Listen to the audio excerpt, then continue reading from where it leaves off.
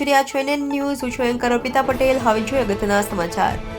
ગુરુકુળ વિદ્યાપીઠ નવરહ ધમણવાળા ગુજરાતી માધ્યમિક શાળા લાલ ગુરુકુળ પ્રાથમિક વિભાગમાં સંસ્થાના પ્રમુખ પરમ પૂજ્ય સ્વામી અમરીશાનંદજીના સાનિધ્યમાં તેમજ આચાર્ય શ્રી વિપુલભાઈ પટેલના નિરીક્ષણ હેઠળ બાળકોમાં ભારતીય સંસ્કૃતિનું સિંચન કરવાના હેતુસર માતૃ પિતૃ પૂજનનું આયોજન કરવામાં આવ્યું.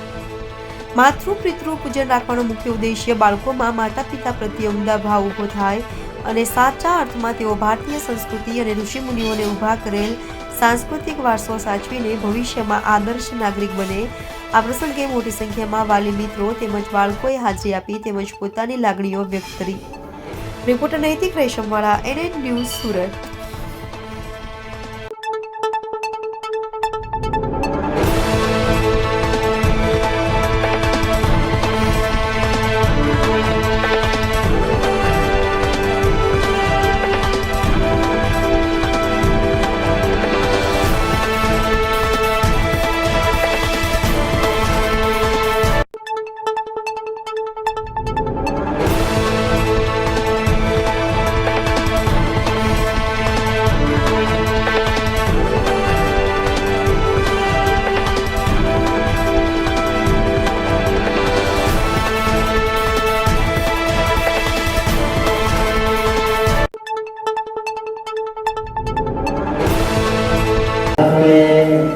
नमस्ते. गुरु ब्रह्मा गुरु विष्णु गुरुदेव महेश्वर गुरु साक्षात परब्रह्म तस्मै श्री गुरवे नमः. मातृदेव भव पितृदेव भव आचार्य देव भव गुरुदेव भव. મિત્રો, દર વર્ષે ગુરુકુળના પાવન પટાંગણમાં માતૃપિતૃ પૂજનનો એક બહુ સુંદર કાર્યક્રમ રાખવામાં આવે છે. ગુરુકુળની અંદર જે શિક્ષણ આપવામાં આવે છે એની અંદર માતૃપિતૃ ભક્તિ એ વિશેષ છે. કારણ કે માતા પિતા થકી આપણે આ સંસારમાં આવીએ છીએ અને માતા પિતા ગુરુ અને ગોવિંદ આ ચાર જે છે આ ચાર એ પ્રત્યક્ષ દેવો છે. જે બાળક પોતાના માતા પિતાનો શ્રદ્ધા ભક્તિ અને સેવા કરતા હોય છે એને ચતુર્વર્ગની પ્રાપ્તિ હોય છે. માટે મિત્રો, આપણી આ ભારતીય સંસ્કૃતિ છે.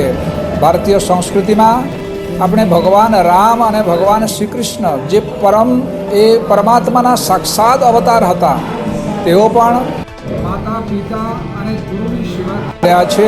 અને ભગવાન શ્રી રામચંદ્રજી રાજા હોવા છતાં પણ પિતાનું આદેશ પાલન કરીને 14 વર્ષ સુધી વનવાસમાં ઉઘાડા પગે ફર્યા છે.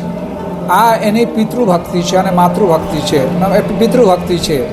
ભરત જ્યારે પોતાના ભાઈ ભરત જ્યારે ચિત્રકૂટ ગયા અને રામજીને અયોધ્યા લઈ આવવા માટે બહુ જ કોશિશ કરી, પ્રાર્થના કરી, છતાં પણ ભગવાન રામે કહ્યું કે બેટા ભાઈ ભરત, આપણે પિતાનું જે વચન છે પાલન કરવું જોઈએ.